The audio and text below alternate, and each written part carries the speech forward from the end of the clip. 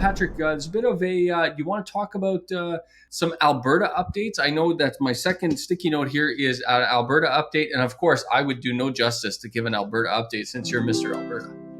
Well, we'll keep it really short and sweet. There's a fundamental which says more and more people are moving into that province.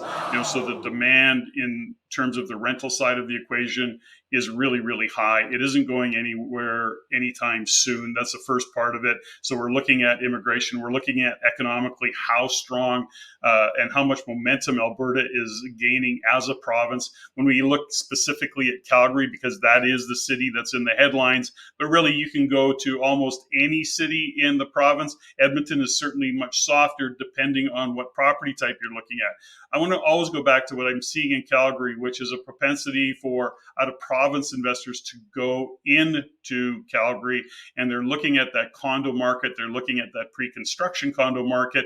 I've said, and I'll continue to say, just be cautious in that market. Work with realtors that understand that market really well. But we're starting to see, number one, a real spike in condo sales in that Calgary market.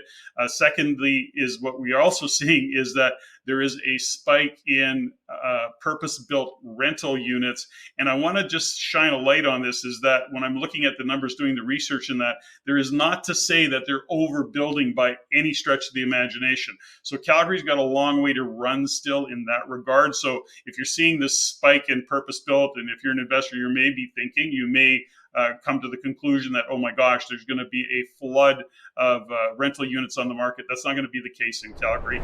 And the other side of it is that there is actually good building overall going on in Calgary.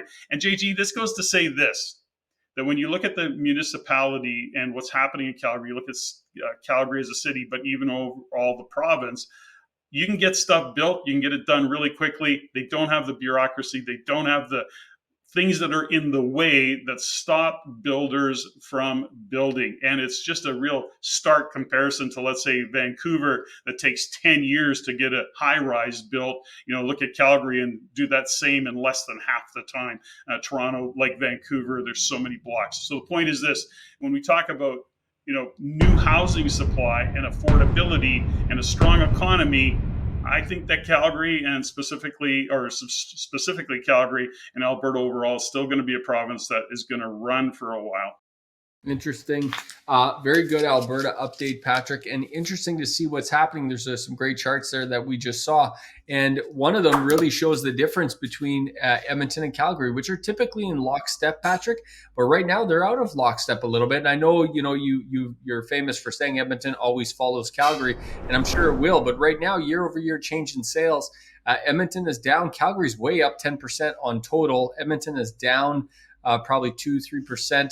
Detached are down in Edmonton, up in Calgary, but both condos are up in Calgary and in Edmonton. And you think that's because of out-of-town investors buying them, which is interesting. But I want to add here that, I because I don't mind getting political, this is really a tale of two parties. Edmonton as a city is orange. They are NDP. Calgary is not. It's going to be interesting to see what happens economically in those two cities, because Edmonton historically, for as many years as you go back, will always follow Calgary. I don't know if it's going to this time, given the government that's in place. We're going to see.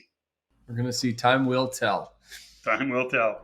If you like what you learned here, go to the description below and subscribe for our free Insiders newsletter, where you can also stay up to date for our upcoming events and our courses. If you want to see more stuff like this, click here. If you want to see the entire show, click there.